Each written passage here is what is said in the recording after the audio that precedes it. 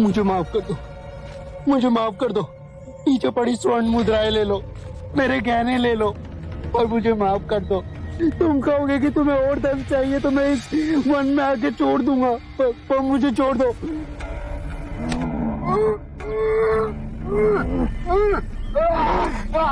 मुझ पे रहम करो, मुझ पे रहम करो, रहम करो मुझ पे। नहीं नहीं, मुझ पे रहम करो, रहम करो मुझ पे। मुझे धन नहीं चाहिए, मुझे 100 कटी हुई उंगलियां की माला चाहिए। नहीं नहीं, जिस दिन मेरे इस माला में 100 उंगलियां हो जाएगी उस दिन मुझे सिद्धि प्राप्त होगी। मेरी शक्तियां प्रबल रूप लेगी और पूरी सृष्टि में विकसित होगी। मुझ पे रहम करो।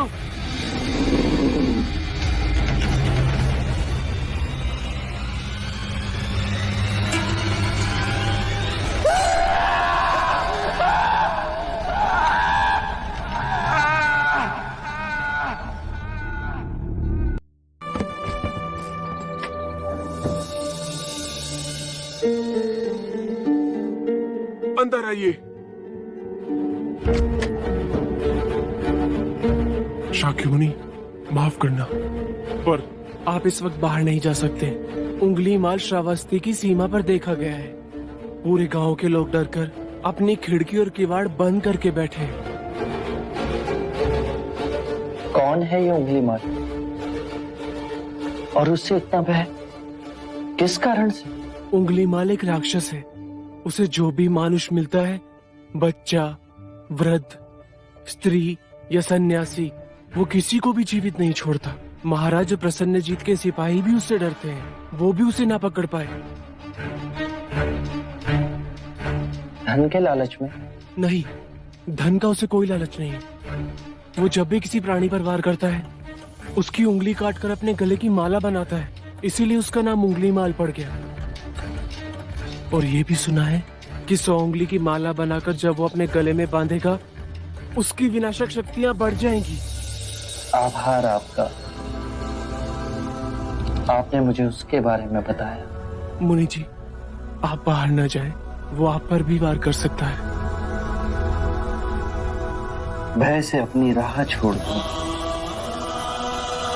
ऐसा मैंने कभी नहीं किया।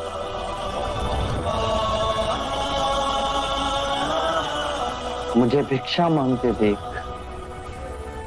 जन जन के हृदय में उंगली माल का भय कम होगा।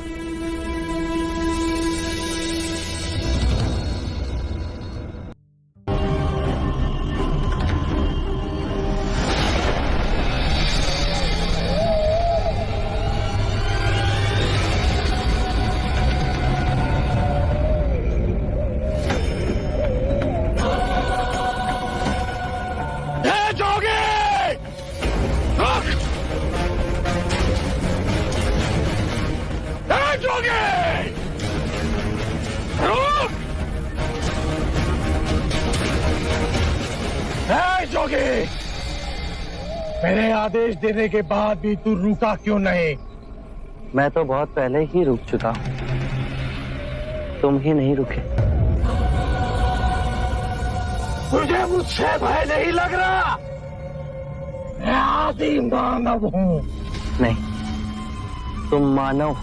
जोगी, तूने कहा कि तू कब का रुक चुका है, और तू तो चल ही रहा था, और तूने ये क्यों कहा कि मैं नहीं रुका? मैं बहुत पहले ही रुक गया। ऐसे सारे बुरे कृत्य छोड़ दिए जिससे किसी भी प्राणी को दुख या कष्ट पहुंचे। मैंने जीवन की सुरक्षा करना सीखा। सब जीना चाहते हैं, बस तुम उन्हें करुणा से देखो तो। मैं सबकी हत्या करूंगा।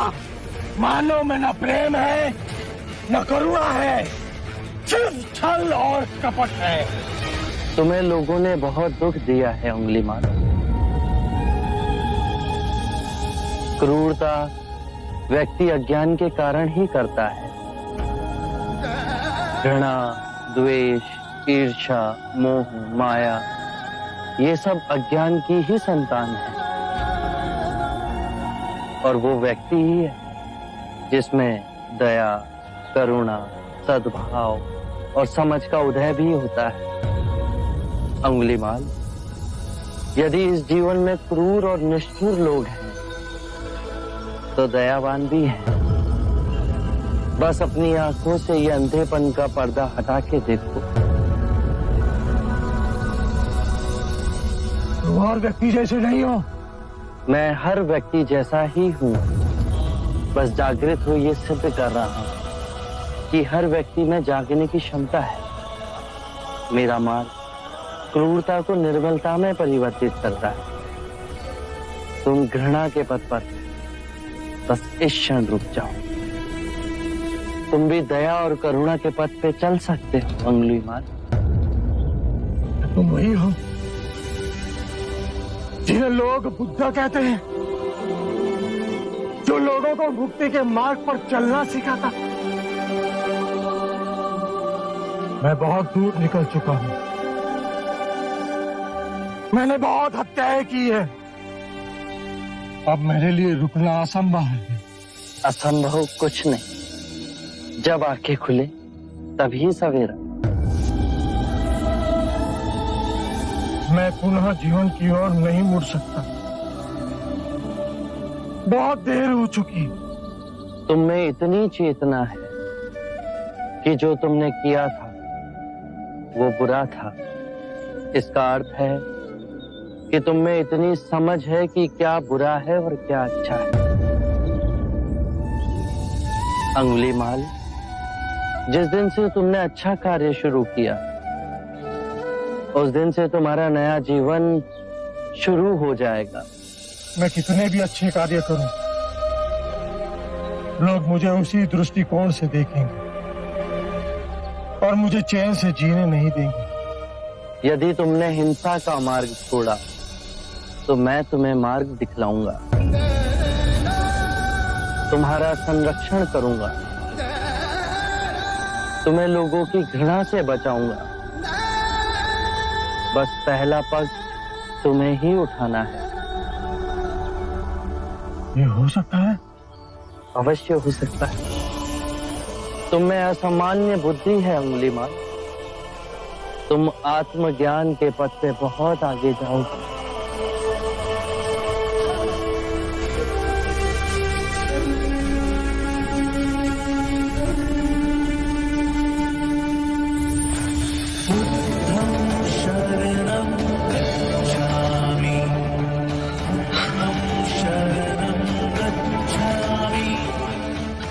मैं आपको वचन देता हूं,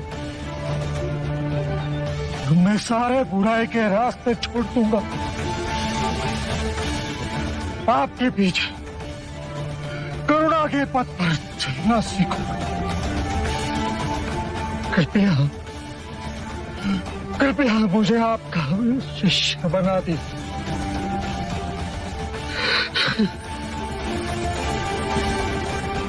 मैं शिष्य नहीं बनाता, व्यक्ति स्वयं संग से जुड़ता है।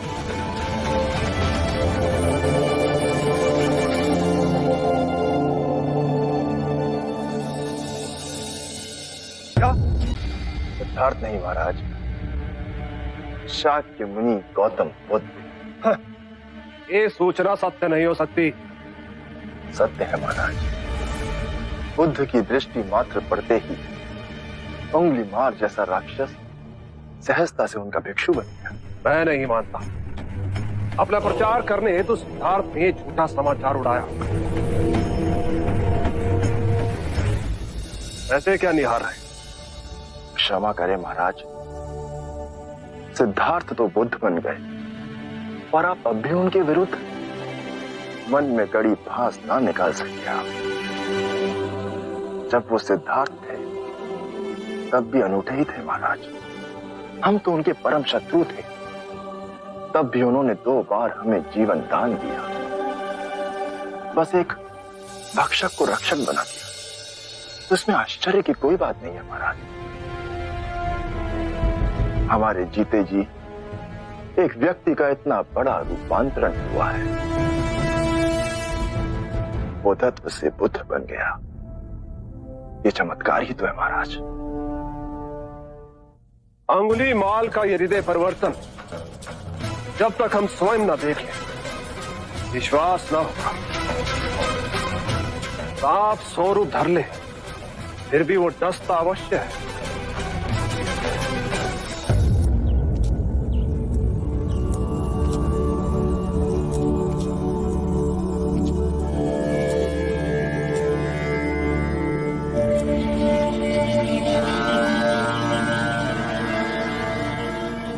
बांदुल,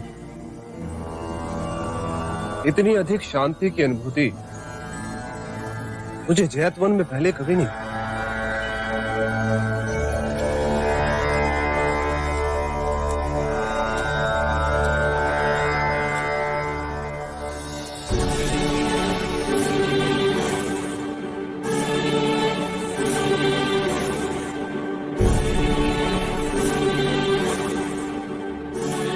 नहीं नहीं,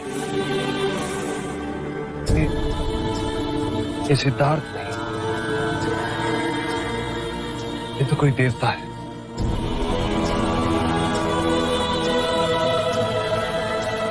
जिस प्रकार एक सर्प अपनी पुरानी केंचुली को छोड़ नई केंचुली धारण करता है, उसी प्रकार मनुष्य को भी अपने पुराने रूप को कई बार छोड़ नया रूप धारण करना पड़ता है।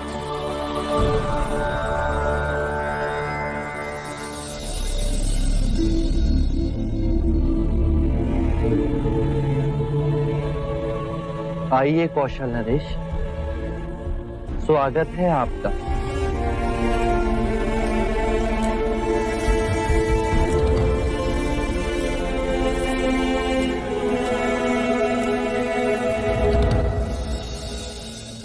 हम आपसे एक बात की पुष्टि करने आए। क्या आपने उस नरसंहारी राक्षस अंगुलीमाल को दीक्षा दे अपना भिक्षु बना लिया? हाँ, और अब वो मुक्ति के मार्ग पर चल पड़ा है। आप उचित समय पर आए। और अंगुलीमाल? उसकी चर्चा हम बाद में करेंगे। पहले आप हमारे प्रिय भिक्षु की देशना सुन लीजिए। आओ अहिंसक।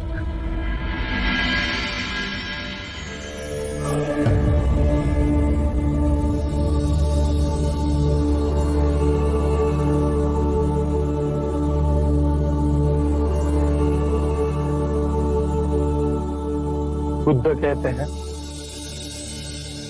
जो हम सोचते हैं वही परिणाम बनते हैं। अच्छे विचार अच्छे परिणामों को जन्म देते हैं,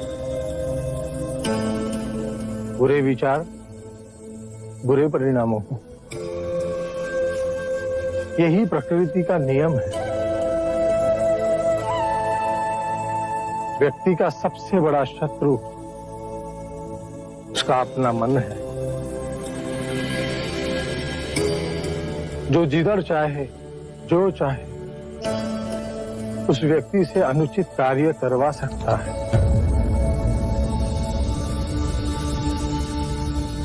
इतनी गूढ़ बातें कितने साधारण प्रकार से बताई आपके इस भिक्षु ने। कौशल नरेश, ये भिक्षु अहिंसक है।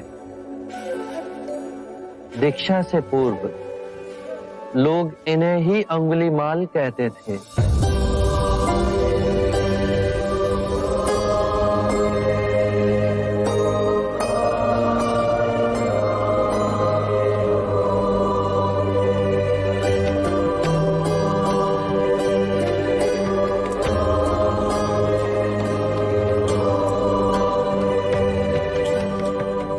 हमने आज तक सुना था कि एक हत्यारा साधु बन सकता है,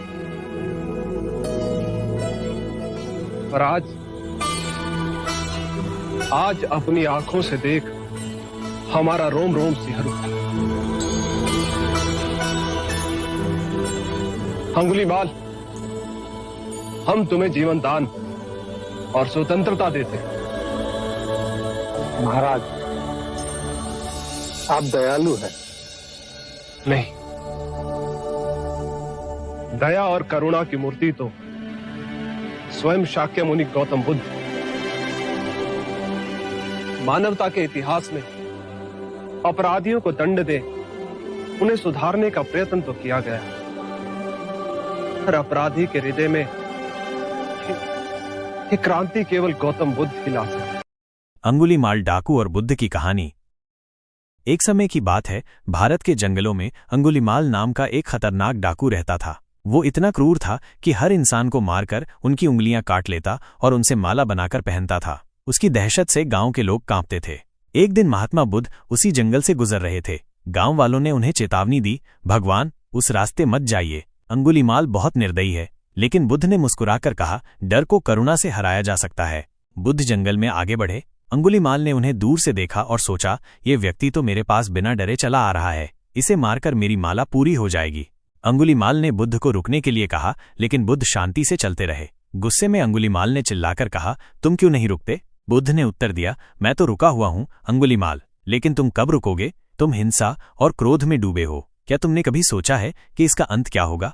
बुद्ध के शांत शब्द अंगुलीमाल के कठोर हृदय में गूंजने लगे। उसने अपने जीवन के पापों को याद किया और रोते हुए बुद्ध के चरणों में गिर पड़ा। उसने कहा, भगवान, क्या मेरे पापों का प्रायश्चित संभव है? बुद्ध ने करुणा से कहा, हर व्यक्ति अपने जीवन को बदल सकता है। सच्चे मन से यदि तुम अहिंसा और सत्य का मार्ग अपनाओगे तो तुम्हारा अतीत मिट जाएगा। अंगुलीमाल ने उसी क्षण अपनी तलवार फेंक दी और बुद्ध के शिष्य बन गए। उन्होंने अहिंसा और ध्यान का जीवन अपनाया और समाज की सेवा में अपना शेष जीवन व्यतीत किया। इस कहानी का संदेश है कि कोई भी व्यक्ति चाहे कितना भी गिरा हुआ क्यों न हो, सही मार्गदर्शन से अपने जीवन को बदल सकता है। ये कहानी हमें सिखाती है कि करुणा ही सबसे बड़ा शस्त्र है। हर व्यक्ति के अंदर अच्छाई होती है, बदलना कभी देर नहीं होता। आप इस कहानी से क्या सीखते हैं?